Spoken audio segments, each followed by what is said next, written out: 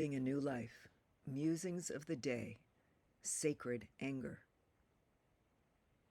I was never one to show anger. It didn't mean I wasn't angry, just that being angry was unacceptable in my family and not tolerated as a legitimate emotion. My father even went so far as to tell me that I didn't feel what I felt. He said those words to me. "You are not angry. You do not feel what you feel." I was enraged.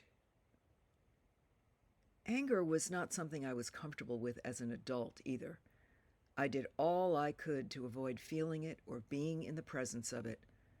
My life was organized around not eliciting it in others.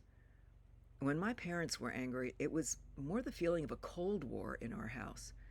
There was no shouting or throwing things. It was an icy rejection, the look of absolute daggers to my heart that told me how they felt. That was something to be avoided at all cost in every relationship I had going forward. Fast forward to adulthood, and lo and behold, I found myself in a marriage to a very angry man who had no trouble showing it or inflicting it on others. I sidestepped it and avoided it, but it infected my life completely. I lost myself in it, in the fear of what it might mean. Instead of getting angry at the abuse, I swallowed it.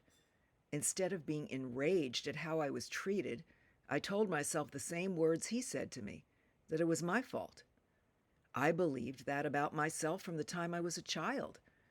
I was the cause of my parents' anger. I was simply bad, so I deserved to be treated that way. My point is this: being angry for the sake of being angry is not a healthy way to express emotion. But there are times when anger, even rage, are absolutely called for. It's what I call sacred anger. It comes from a true justification for being enraged, true injustice, abuse, abandonment. It's a healthy expression when we see something that is not right. I don't say that as an excuse for violence. I say that as a justification for anger at wrongdoing on such a scale that it warrants retaliation in some way. It took me most of my life to get angry at the things that happened to me. I was enraged, but held it so deep inside that it became illness. I couldn't put it where it belonged. Now that I can, there are people who don't like to hear it. They don't want the truth. Because sometimes the truth is so ugly that it seems like you must be making it up. But I'm not. I know what happened to me, and I also know that it wasn't my fault. I am angry now at who I should have been angry at all those years ago. Not myself. I did nothing to warrant the abuse I got. One thing about anger is that it doesn't have to infect your life. At least that's my experience so far. I got angry when I remembered the events of my past and allowed myself to feel the impact of them, the loss and heartbreak of it all. Then I moved on, until I was asked to bring it all up again. And when I did, I was once again dismissed as making it all up and getting too emotional. This is the other type of sacred anger, the anger I now feel when someone questions my integrity, when someone tells me that what I know to be true is not true, when someone disrespects me and treats me as if they are superior in some way. That deserves my anger. And I don't say this lightly as an excuse for bad behavior. This is where I have drawn a line in the sand in terms of how I will allow others to treat me. But this also comes with consequences, because not everyone is aware enough to recognize their own behavior or the attitudes they carry.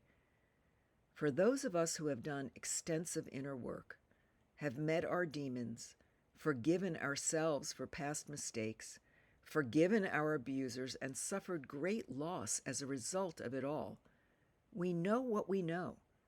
We have found ourselves in the process, and no one will threaten that again. No one gets to treat us badly again. Sacred anger feels good.